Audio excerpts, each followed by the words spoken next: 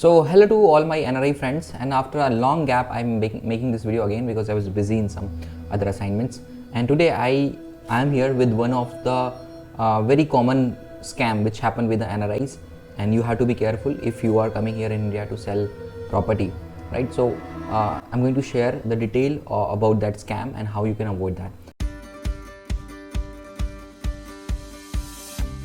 So it's very simple scam. Basically, when you are putting your property for sale, you will definitely get a lot of inquiries.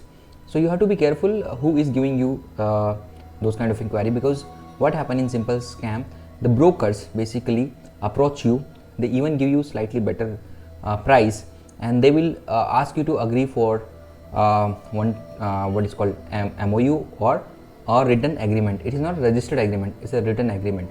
So maybe they will give you 10% or 20% of property value, and they will ask you to sign a agreement.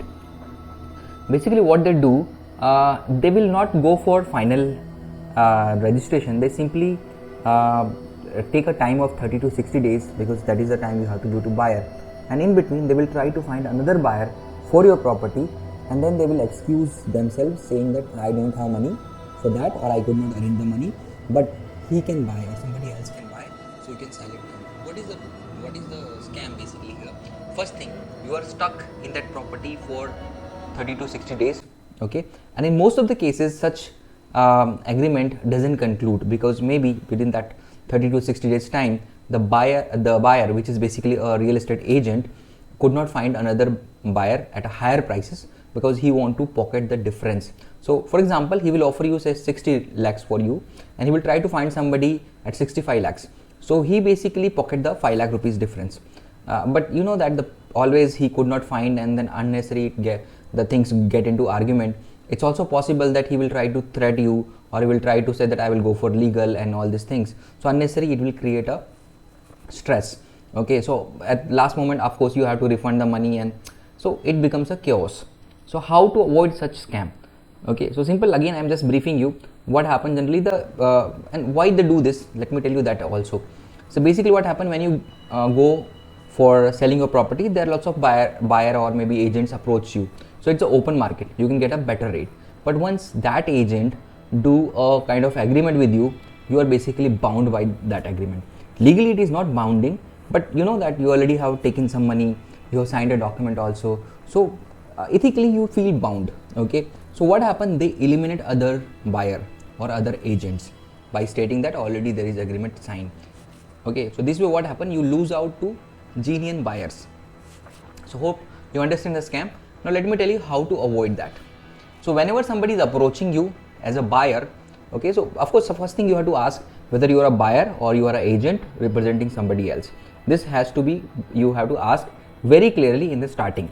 So if the person says I am a buyer, I am looking property for myself, you just have to check his background, maybe his social media presence, maybe what he does. If he belongs from a, you can say his profession is dealing in property or something, you have to be slightly careful and just avoid signing any document. You can sign a MOU, but you simply say I will only wait for 10 days or 15 days.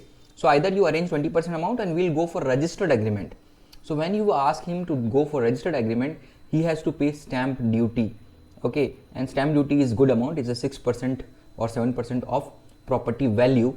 No agent would like to stuck themselves in the property, because he's just looking a quick profit, he's not looking to own your property, so he will avoid that.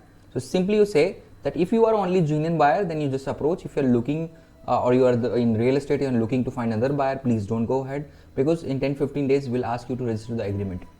So by saying that, you can definitely safeguard yourself with such scams. So I have seen a lot of such situations where, because they know that they are NRI and they will not be available here, so they unnecessarily harass them. Sometimes they will even file a false cases, or they just go to police station for a fake complaint. So this kind of way I have seen that lots of NRI get unnecessarily harassed. Okay, so if you just want to avoid, just follow whatever I told you, that clearly make sure that this is not for this, you are only willing to deal with end buyer, and not, we are not looking to go involve somebody who is looking for a quick profit. You are aware about this kind of scam, and if he is looking, please don't, because in 10-15 days we'll ask you to give me 20%, and then after that we'll go for registered. Will not sign any agreement, will only sign the agreement on the day of registration.